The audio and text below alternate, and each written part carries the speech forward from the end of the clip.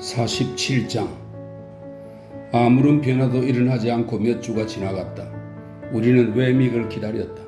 하지만 그는 아무런 신호도 보내지 않았다. 내가 리틀 브리튼 밖에서 그를 만난 적이 없었다면, 그리고 그의 성체에서 친한 사이로 만나는 특권을 누린 적이 없었다면 나는 그를 의심했을 것이다.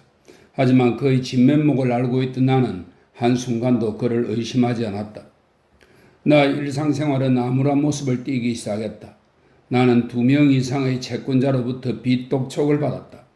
나 자신의 돈, 즉 주머니 속에 든 현금의 부족을 느끼기 시작했으며, 그래서 꼭 필요하지 않은 보석류 일부를 현금으로 바꾸어서 궁한 사정을 겨우 모면해 나가고 있었다.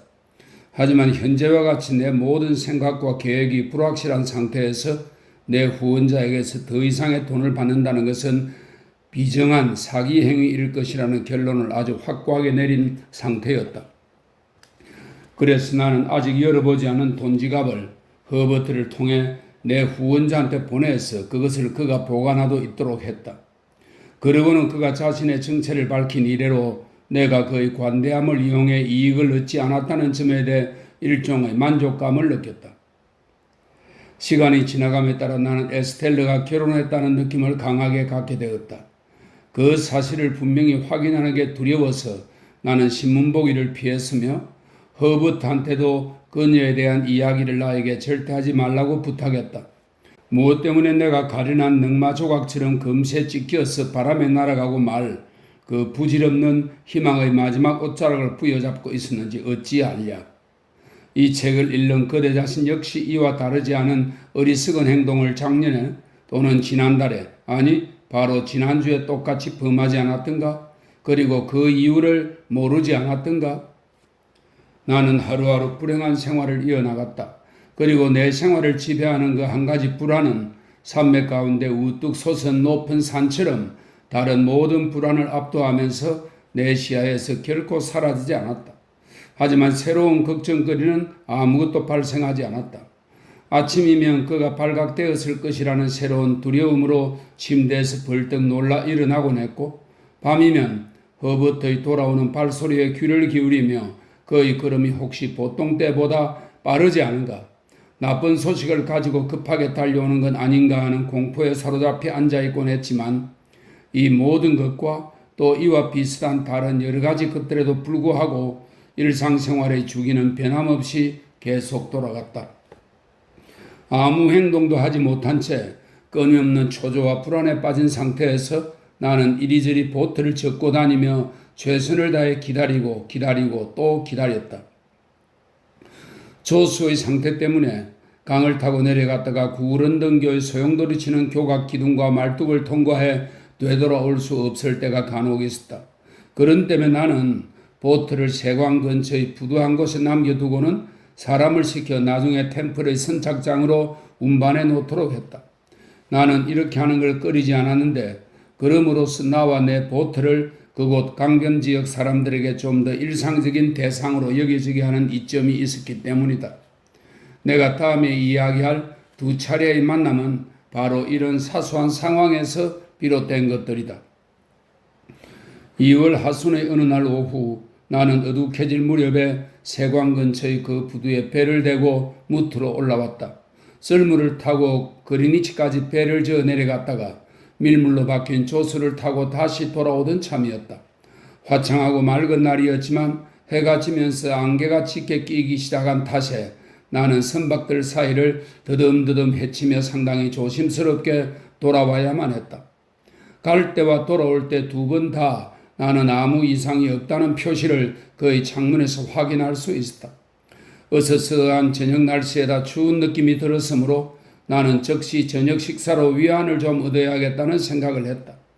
나는 또한 템플로 돌아갔을 때 나를 기다리고 있는 것은 시리와 고독의 긴 시간밖에 없을 것이므로 저녁 식사 후 연극을 보러 가야겠다고 생각했다.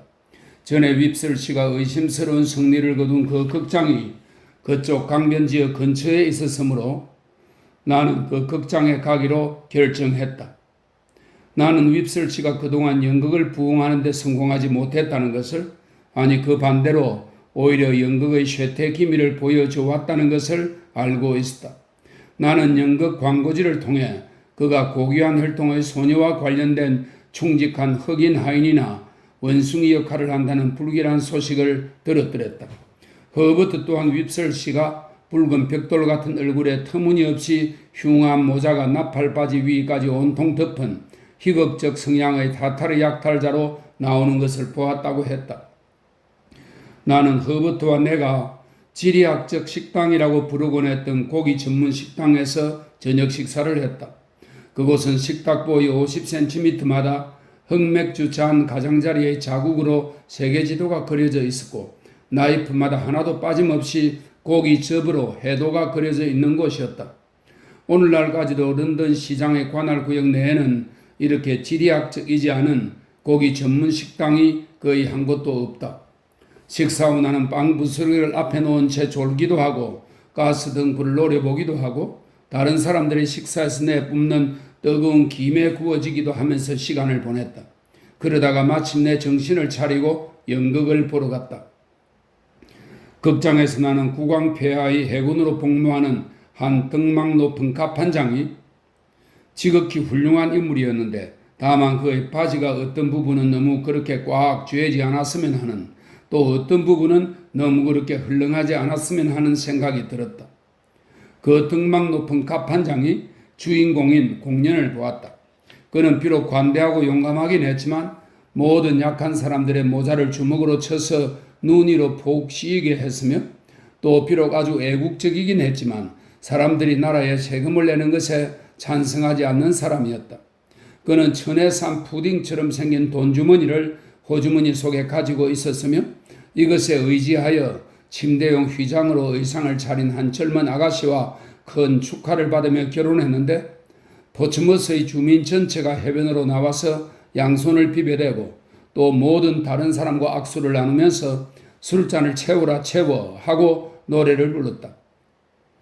그러나 얼굴이 검은 어떤 하사관은 술잔을 채우려고 하지도 않고 그에게 제한된 그 어떤 행위도 하려고 하지 않았는데 심장이 그의 얼굴만큼이나 시커먼 작자라고 갑판장에 의해 공개적으로 선언되기도 했던 그는 다른 2명의 하사관에게 온 인류를 공경에 빠뜨리자는 제안을 했다.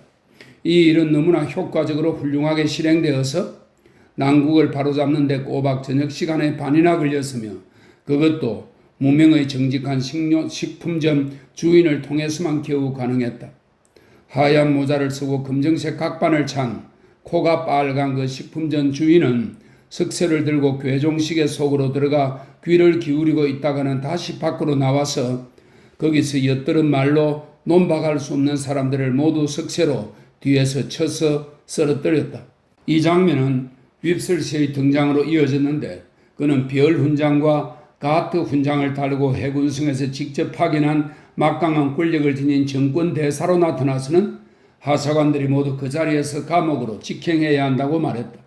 그런 다음 그는 국가에 대한 갑판장의 봉사를 인정해주는 작은 표시로서 갑판장에게 그의 머리 위에서 영국 국기가 휘날리는 영예를 수여했다고 말했다. 갑판장은 처음으로 유순한 모습을 보이며 공손한 태도로 국기에 눈물을 닦았다. 그런 다음 다시 명랑한 얼굴이 되더니 윕슬 씨를 각하라고 부르며 그의 손을 잡고 악수할 수 있게 허락해달라고 간청했다. 윕슬 씨는 우아하게 위엄을 갖추어 악수를 허락했지만 그러고 난 즉시 먼지 쌓인 한 구석으로 밀려나서는 다른 모든 사람들이 뿔피리에 맞춰 춤추는 동안 가만히 서 있어야 했다. 그리고 그 구석에서 불만에 찬 눈으로 관객들을 훑어보던 그는 내가 거기와 있는 것을 알아차렸다. 두 번째 공연은 최신 희극 작품으로 대형 크리스마스 무언극이었다. 그 첫 번째 장면에서 나는 윕슬 씨를 알아본 듯한 느낌에 마음이 아팠는데 왜냐하면 그는 투박한 빨간 모직 양말을 신고 인광을 바라는 심하게 확대된 얼굴에 빨간 커튼용 장식 술을 산발한 머리처럼 붙인 채 어느 광산에서 벼락을 제조하는 일에 종사하고 있다가 목소리가 쉰 자신의 거인 주인이 저녁 식사를 하러 돌아왔을 때 굉장히 비급한 모습을 보여주었기 때문이다. 하지만 그는 곧 좀 더 나은 상황에서 등장했다. 젊은이들의 사랑의 소신이 도움이 필요하여 이건 자기 딸이 선택한 사랑에 반대하여 밀가루 부대 속에 숨어있는 그 청년 위로 2층 창문에서 일부러 뛰어내린 무식한 농부의 아버지답지 못한 야만적인 행위 때문이었다. 사랑의 수호신이 도움이 필요하여 점잖 떠는 한 마법사를 호출했는데 외관상 격렬한 여행을 하고 난 것처럼 다소 불안하게 지구의 정반대 지점으로부터 등장한 그 마법사는 바로 꼭대기가 높은 모자를 쓰고 겨드랑이에 한 권으로 된 마술책을 낀 윕슬시인 것으로 나타났다.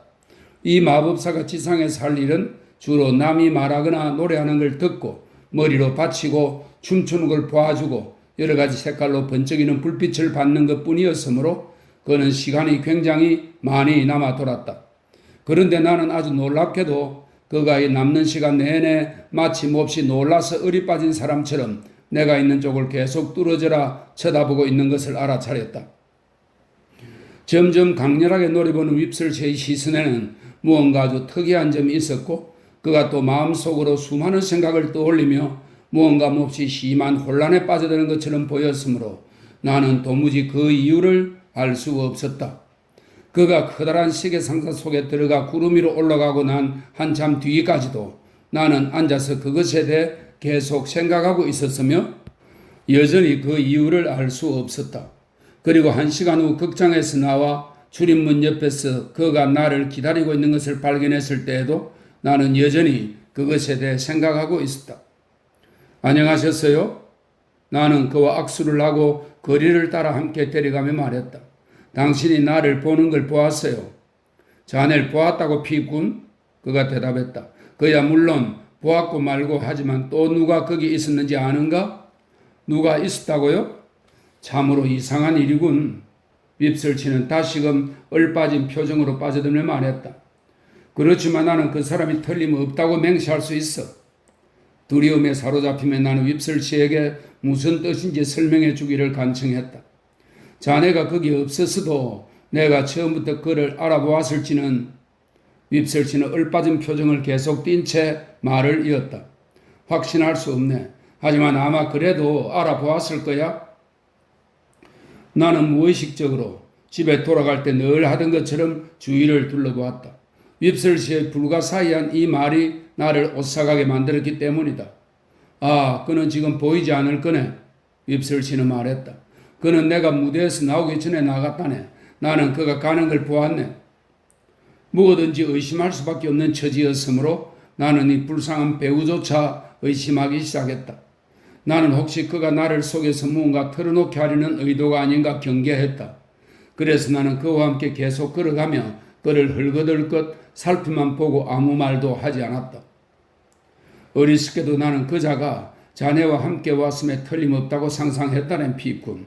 그가 거기 자네 뒤에 유령처럼 앉아있는 걸 자네가 전혀 모르고 있다는 걸 알아차릴 때까지는 말이네. 조금 전에 그 오싹한 느낌이 다시금 나를 덮쳤다. 하지만 나는 아직은 아무 말도 하지 않을 작정이었는데 왜냐하면 그가 나를 유인하여 이 이야기를 프로비스와 연결시키도록 하기 위해 누군가의 사주를 받았을지도 모른다는 가능성은 그의 말 내용과 아주 부합하는 것이었기 때문이다. 물론 나는 프로비스가 거기에 없었다는 것을 절대적으로 확신하며 안심하고 있었다.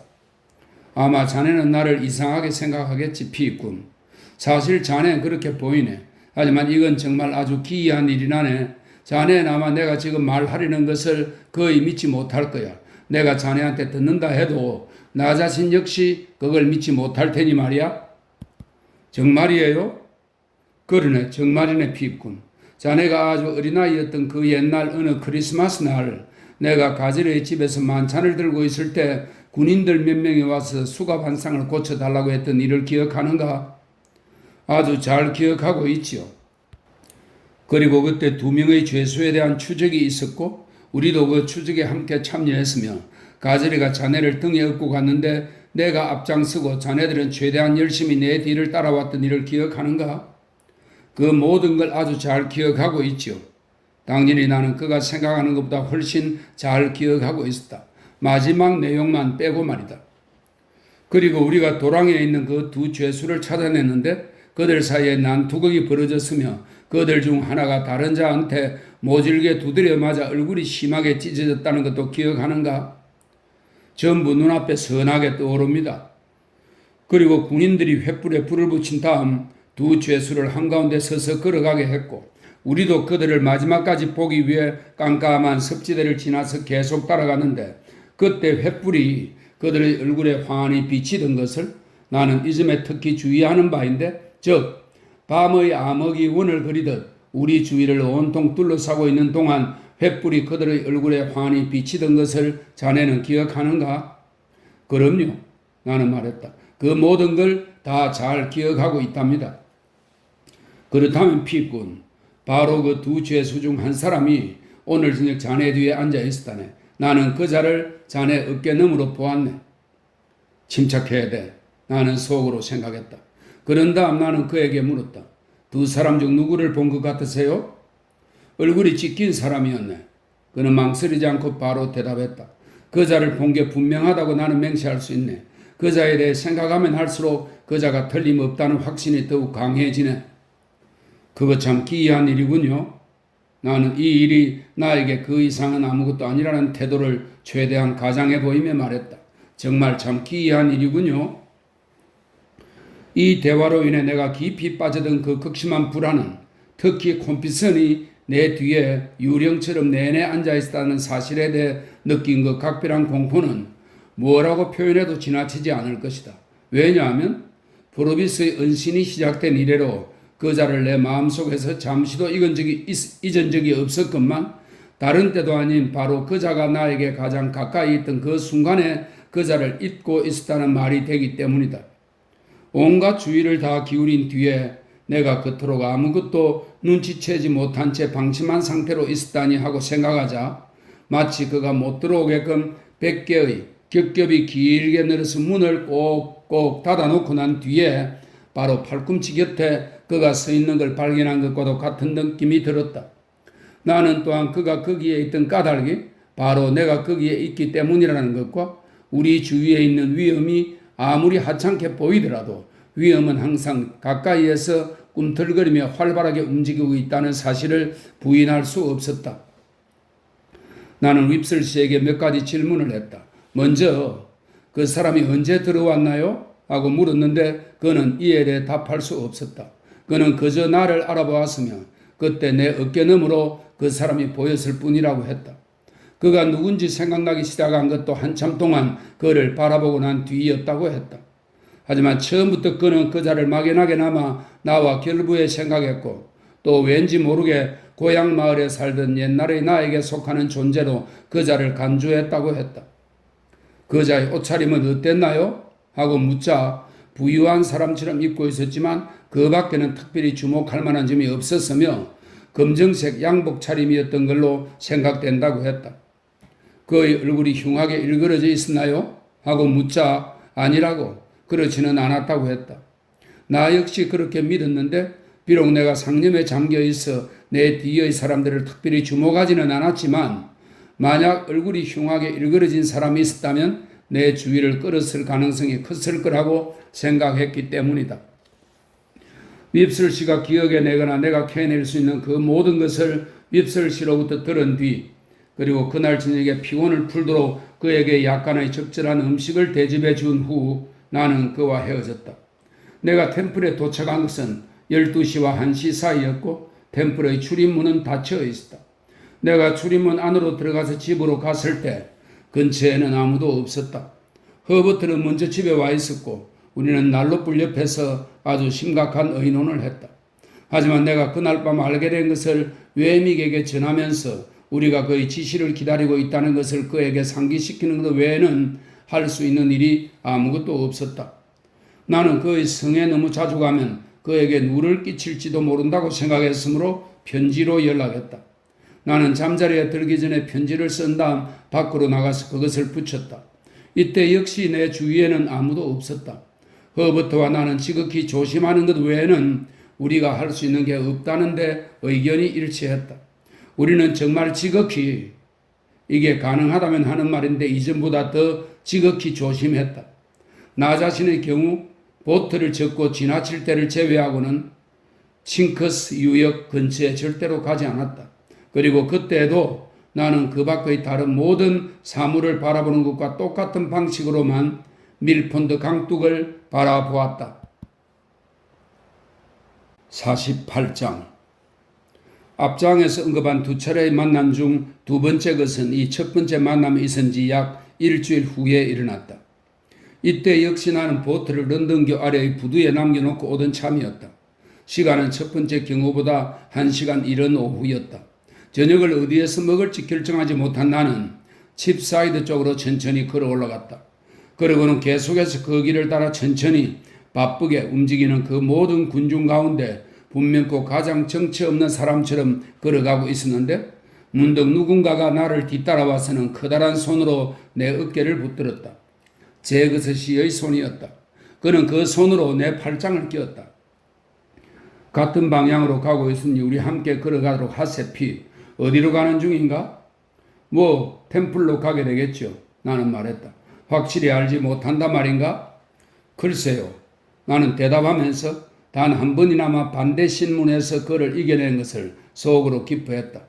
예, 확실히 알지 못합니다. 마음을 정하지 못했거든요. 저녁 식사는 할 예정이겠지? 제그스 씨는 말했다. 그걸 인정하기를 꺼리는 것은 아니겠지? 예, 나는 대답했다. 그걸 인정하기를 꺼리지는 않습니다. 같이 식사하기로 약속한 사람은 없겠지? 그건 역시 거리낌 없이 인정하겠습니다. 그렇다면 제그스 씨는 말했다.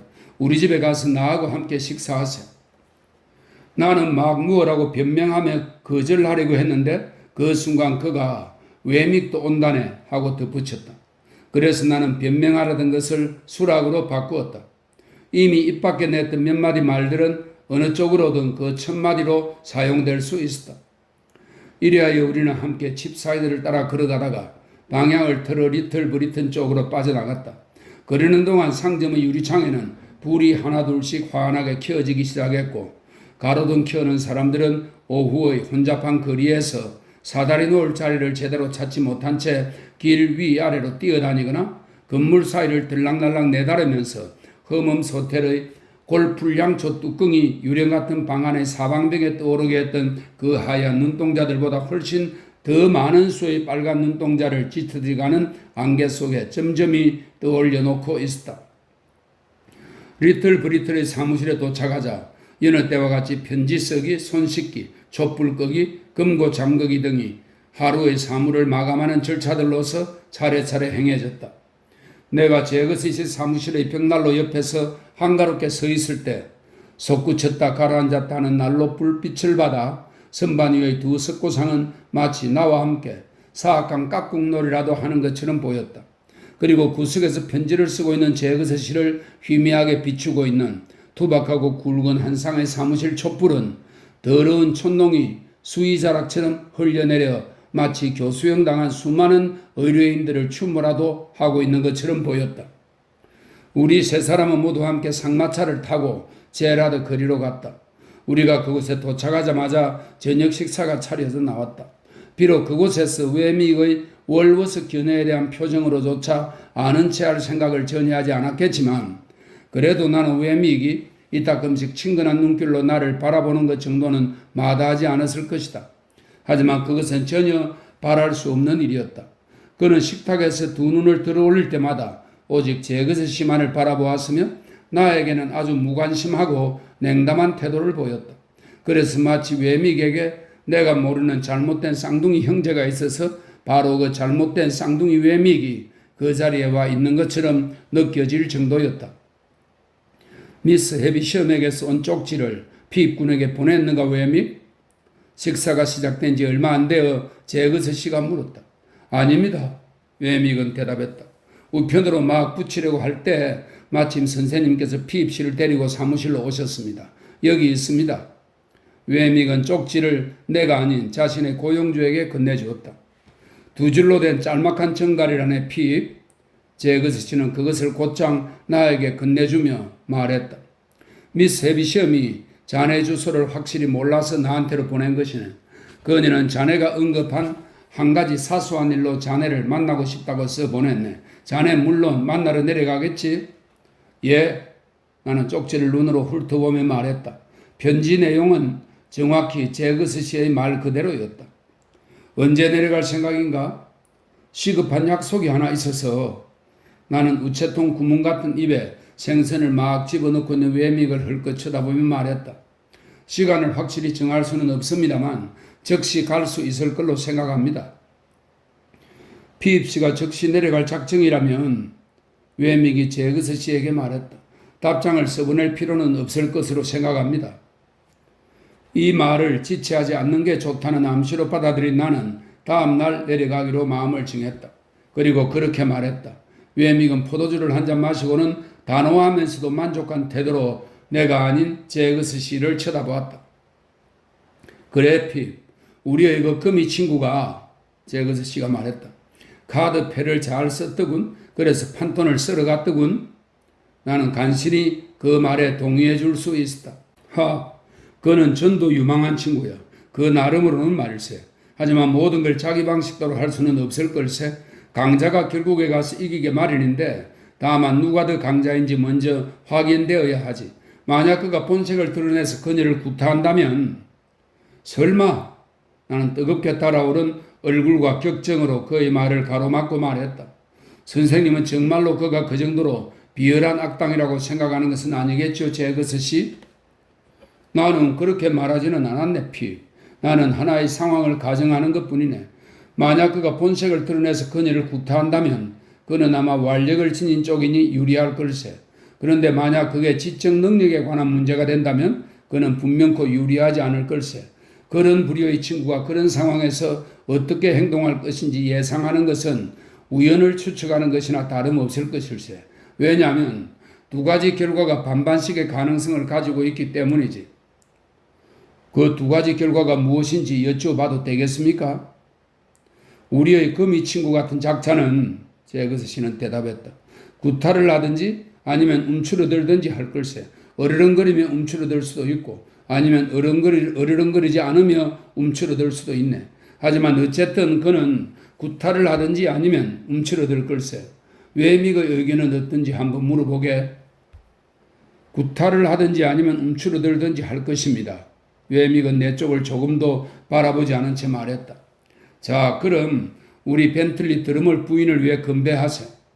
제거스는 그렇게 말하며 그의 회전식 식품 선반대에서 고급 포도주가 담긴 술병을 들어서 우리 두 사람과 자기 자신을 위해 잔을 채웠다. 패권 문제가 부인에게 만족스럽게 결정되기를 비세. 부인과 남편 둘 다 만족스럽게는 결코 되지 못할 걸세. 이런 몰리. 오늘따라 왜 이리 동작이 느린 거지? 그가 그녀에게 이렇게 말했을 때 그녀는 그의 바로 곁에서 접시 하나를 식탁에 놓고 있었다. 접시를 놓고 손을 뺀 그녀는 한두 걸음 뒤로 물러서며 겁먹은 듯이 무엇라고 변명의 말을 중얼거렸다. 그녀가 말할 때 그녀 손가락의 어떤 움직임이 내 주위를 사로잡았다. 무슨 일인가? 제거스 씨가 말했다. 아무것도 아닙니다. 그저 우리가 이야기하던 화제가, 나는 말했다. 저한테 좀 고통스러웠을 뿐입니다. 몰리의 손가락 움직임은 뜨개질하는 동작과 같았다. 그녀는 자신의 주인을 바라보며 서 있었는데 그만 가도 되는지 아니면 그가 그녀에게 할 말이 더 있어서 그녀가 가려고 할 경우 다시 부를 것인지 잘 몰라서 망설이는 모습이었다. 그녀의 시선은 아주 강하게 응시하는 시선이었다. 정령코 나는 아주 최근에 잊지 못할 어느 자리에서 정확히 그런 눈과 그런 손을 본 적이 있었다. 그는 그녀에게 그만 가보라고 했다. 그러자 그녀는 미끄러지듯이 방에서 나갔다. 하지만 그녀의 모습은 마치 그녀가 여전히 그 자리에 있는 것처럼 내 눈앞에 분명하게 남아있었다. 나는 그 손을 보았고 그 눈을 보았으며 지렁지렁 흘러내린 그 머리카락을 보았다. 그리고 그것들을 내가 잘 알고 있는 다른 손과 눈과 머리카락과 비교했으며 또 그런 다른 손과 눈과 머리카락이 짐승 같은 남편과 20년 동안 험악한 생활을 하고 난 뒤에 하고 있을 모습과도 비교했다. 나는 가정부의 그 손과 눈을 다시 바라보았다. 그리고 내가 폐허가 된 그 정원과 버려진 양조장을 마지막으로 걸었을 때 나를 스치고 지나갔던 그 설명할 길 없던 그 느낌에 대해서 생각했다. 나는 또한 역마차 창문 밖으로 나를 바라보던 얼굴과 나를 향해 흔들어대던 손을 보았을 때 똑같은 그 느낌이 어떻게 다시금 되살아났던가를 생각했으며 내가 마차를 타고 어두운 거리에 갑자기 눈부시게 비치던 가스등 불빛을 지나갈 때 그 느낌이 어떻게 또다시 번개처럼 번쩍이며 나를 사로잡았던가를 생각했다. 나는 또한 연상의 고리 하나가 극장에서 어떻게 내 뒷사람의 정체를 깨닫는 데 도움을 주었는지 떠올리면서 내 생각이 우연히 에스텔의 이름으로부터 뜨개질 동작을 보이던 그 손가락과 주의 깊게 응시하던 그 눈으로 빠르게 옮겨갔을 때 전에는 보이지 않던 그런 고리가 어떻게 이제 확실히 고정되어 드러나 있는가를 깨달았다. 그러고는 이 여자가 바로 에스텔의 어머니라는 것을 절대적으로 확신했다. 제거스 씨는 내가 에스텔라와 함께 있는 것을 자주 보아왔으므로 그녀에 대한 내 심경을 내가 애써 감추려고 하지도 않았지만 이미 눈치채고 있었을 가능성이 컸다. 화제가 나한테 고통스럽다고 말했을 때 그는 고개를 끄덕이며 내 등을 한번 가볍게 두드려 주었다. 그러고는 포도주를 한 차례 다시 돌린 다음 식사를 계속했다. 가정부는 단지 2번밖에 더 나타나지 않았다. 그리고 그때도 방에 머무른 시간은 아주 짧았으며 제거스 씨는 그녀를 모질게 대했다. 하지만 그녀의 손은 분명 에스텔의 손과 똑같았으며 눈도 에스텔의 눈과 똑같았다. 그녀가 100번이나 다시 방에 나타났다고 하더라도 나는 내 확신이 틀림없다는 것을 더도 덜도 없이 확고하게 믿었을 것이다. 지루한 저녁이었다. 왜냐하면 웨믹은 포도주가 돌아오면 완전히 사무적인 태도로 포도주를 받는 한편 자신의 고용주에게만 시선을 고정한 재반대 신문에 대한 항구적인 준비 상태로 가만히 앉아 있었기 때문이다. 주량에 대해서 말하자면 다른 진짜 우체통 구멍이 편지의 양에 상관없이 한없이 편지를 받아들이듯이 그의 우체통 구멍 같은 입도 포도주 양에 상관없이 주는 대로 계속 술을 받아 마셨다.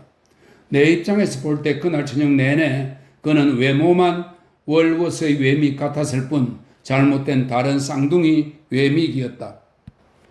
우리는 일찍 자리에서 일어나 인사를 하고 함께 떠났다.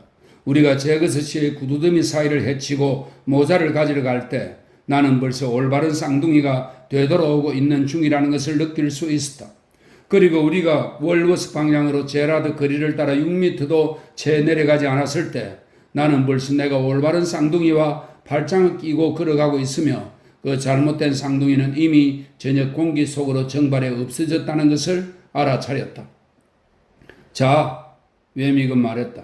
마침내 끝났군요. 그는 이 세상에서 또다시 볼 수 없을 굉장한 사람입니다. 하지만 그와 함께 식사할 때는 나는 바짝 긴장하지 않으면 안 된다고 느낀답니다. 그런데 나는 긴장하지 않고 식사할 때가 훨씬 마음이 편안하지요. 나는 이것이 오늘 저녁 상황을 잘 표현한 말이라고 느꼈으며 그에게도 그렇게 말했다. 당신 외에는 그 누구한테도 이런 말을 안 할 겁니다. 그는 대답했다. 우리 사이에 오간 말이 다른 데로 결코 새 나가지 않는다는 것을 난 잘 알고 있지요. 나는 벤틀리 드러물 부인이 된 미스 해비심의 양녀를 혹시 만나본 적이 있냐고 물었다. 그는 없다고 말했다. 내 말이 너무 돌연하게 들리는 것을 피하기 위해 나는 먼저 노인장에 대해 그리고 이어 스피인스 양에 대해 이야기했다. 내가 스피인스 양을 언급했을 때 그는 다소 은밀한 표정을 지으며 길에서 걸음을 멈추더니 은근히 자랑스러워하는 듯한 태도로 고개를 멋들어지게 한번 휙 내저으며 코를 힘차게 풀었다. 웨믹 씨, 나는 말했다. 내가 처음으로 제거스 씨 자택에 갈 때 나보고 가정부를 주위에서 보라고 말했던 것을 기억하세요? 내가 그랬나요? 그는 대답했다. 아, 그런 것도 같군요. 이런 젠장. 그는 뚱한 어조로 덧붙였다. 그래요, 기억납니다. 이거 내가 아직 긴장이 완전히 풀리지 않았나 보군요. 당신은 그때 그녀를 길든 야수라고 불렀지요? 피입 씨는 뭐라고 부르고 싶던가요? 똑같았습니다. 그런데 제거스 씨는 어떻게 그 여자를 길들였나요, 웨믹 씨? 그건 그의 비밀이랍니다. 그 여자는 아주 오래전부터 그의 집에서 살았죠. 그녀의 이야기를 좀 해주셨으면 좋겠군요. 왠지 그녀에 대해 알고 싶은 느낌이 특별히 듭니다. 우리 사이에 오간 말이 다른 데로 결코 새 나가지 않는다는 걸 잘 아신다고 했잖아요. 글쎄요. 웨믹은 대답했다. 나는 그 여자의 이야기를 잘은 모릅니다. 그러니까 전부 다는 알지 못합니다. 하지만 내가 아는 만큼은 이야기해 드리도록 하겠습니다. 물론 우린 지금 사적이고 개인적인 자격으로 이야기하는 것입니다. 그럼요, 물론이지요. 한 20년쯤 전에 그 여자는 올드 베일리에서 살인죄로 재판을 받았다가 무죄로 석방되었답니다. 아주 잘생긴 젊은 여자였는데 내 생각엔 집시의 피가 약간 섞인 여자였답니다. 어쨌든 재판이 열렸을 때 짐작하시다시피 재판은 충분히 뜨겁게 달아올랐죠. 하지만 무죄로 석방되었다 이거군요. 제거스 씨가 그녀를 변호했지요. 웨믹은 의미심장한 표정으로 말을 계속했다. 그리고 아주 놀랍게 사건을 끌어나갔죠. 그건 가망 없는 사건이었고 제거스 씨로서는 비교적 초창기 시절의 일이었는데 그는 모든 사람이 감탄할 만큼 훌륭하게 그 사건을 처리했답니다. 사실 그 사건으로 명성을 얻었다고 말해도 틀리지 않을 정도입니다. 그는 그 사건을 위해 경찰서에서 직접 열흘 날 동안 매일매일 노력했죠. 심지어 그녀의 구속조차 막으려고 싸우면서 말이에요. 그리고 재판 때 아직은 법정에서 사건을 직접 다룰 자격이 없어서 법정 변호사 밑에 앉아있긴 했지만 모든 사람이 알고 있었듯이 필요한 양념과 재료를 전부 마련해 놓고 실질적인 지휘를 했지요. 살해당한 사람은 여자였습니다. 나이가 적어도 10살 이상 많고 몸집도 꽤 훨씬 더 크고 힘도 훨씬 더 센 여자였죠. 일종의 지정 사건이었습니다. 두 사람 다 떠돌이 생활을 하는 여자였고 지금 제라드 거리에 사는 이 여자는 아주 젊었을 때 어느 떠돌이 사내와 결혼하여 함께 살고 있었는데 더할 나위 없이 극렬한 질투의 화신이었답니다. 살해당한 여자는 나이면에서 분명히 그 남자와 더 어울리는 상대였는데 하운슬로 히스 근처의 한 흙간에서 죽은 채로 발견되었습니다. 격렬하게 다툰 듯한 아마 한바탕 싸운 듯한 흔적이 있었습니다. 여기저기 멍이 들고 핥히고 찢겼으며 마지막으로 목이 쫄려서 숨막혀 죽은 상태였죠. 자, 이제 이 여자 외에는 다른 누가 관련되었다는 적당한 증거가 전혀 없는 상황이었습니다. 그런데 바로 그녀가 그 일을 행하는 것이 불가능했다는 점에 제거스는 사건의 주된 관점을 걸었습니다. 물론 핍시도 확신할 수 있겠지만 웨믹은 내 소매자락을 살짝 건드리며 말했다.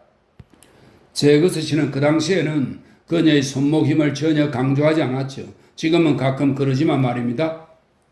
나는 예전에 우리를 식사에 초대했던 날 그가 그녀의 손목을 보여주었던 일을 웨믹에게 이야기해 주었다. 자, 핍시. 웨믹은 다시 말을 이었다. 우연히도 말입니다. 아시겠어요? 이 여자는 체포되었을 때 정말 아주 교묘하게 옷을 입고 있어서 실제보다 훨씬 가냘프게 보였답니다. 특히 그녀의 소매자락은 항상 아주 섬세한 솜씨로 잘 꾸며져서 두 팔이 매우 여리게 생긴 듯이 보였던 걸로 기억합니다. 그녀는 몸에 멍든 곳이 한두 군데밖에 없었지만 떠돌이 여자에게는 그 정도야 아무것도 아니지요.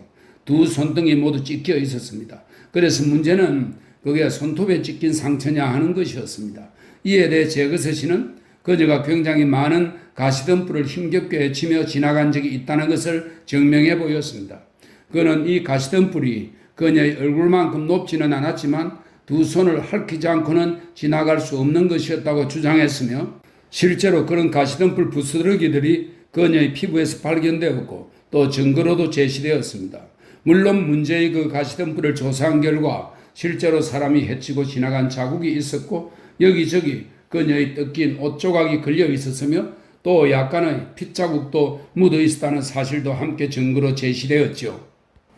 하지만 제거스 씨가 행한 가장 대담한 주장은 다음과 같은 것이었습니다. 그녀의 질투에 대한 증거로서 검찰은 사진을 저지르던 무렵 그녀가 광분한 상태에서 남자에게 복수하기 위해 그와의 사이에 낳은 아이들, 3살가량 되는 아이를 죽였다는 강력한 혐의가 있다는 주장을 한편으로 제기했습니다. 그런데 바로 이 문제를 제거스 씨는 이렇게 다루었습니다. 우리는 이 핥힌 자국들이 손톱 자국이 아니라 가시덤불 자국이라고 주장합니다. 그리고 가시덤불을 보여주기까지 했습니다. 당신들은 이것들이 손톱 자국이라고 주장합니다. 그리고 그녀가 자기 아이를 죽였다는 가설을 함께 제기하고 있습니다. 자, 그럼 당신들은 그 가설의 모든 결과를 받아들여야 합니다.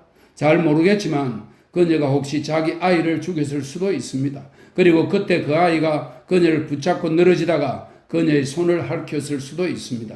그렇다면 어떻게 되는 겁니까? 당신들은 지금 그녀를 그 아이에 대한 살인죄로는 재판하고 있지 않습니다. 왜 그러지 않는 겁니까? 그럴 경우 당신들이 손톱 자국이라고 굳이 주장한다면 잘 모르겠지만 우리는 어쨌든 당신들이 그것을 입증했다고 혹시 말할 수도 있을 텐데 말입니다.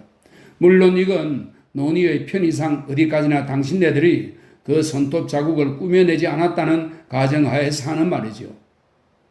요컨대 핍시 외모가 말했다. 제거스 씨는 배시몬에게 너무나 벅찬 상대였지요. 그래서 그들은 굴복하고 말았죠. 그 뒤로 그녀는 그의 가정부로 일해온 건가요? 그렇습니다. 하지만 그뿐만 아닙니다. 외미가 말했다. 그녀는 석방된 직후 그의 가정부로 일하기 시작했는데 그때 이미 지금처럼 길든 상태였답니다. 물론 그 뒤로 그녀는 가정부 일을 하나 둘씩 배워갔죠. 하지만 그녀는 처음부터 길든 상태였답니다. 그 아이가 사내 아이인지 여자 아이인지 기억하십니까? 여자 아이라고 들었습니다. 오늘 밤 저에게 해주실 말씀은 따로 더 없습니까? 없습니다. 당신이 보낸 편지는 받아서 읽은 뒤 파기했습니다. 하지만 따로 더 할 말은 없습니다. 우리는 진심에서 우러나는 작별 인사를 주고받았다. 그리고 나는 새롭게 생각할 문제를 안고 집으로 돌아갔다. 이전의 문제들 가운데 아직 하나도 해결된 것이 없는 채 말이다.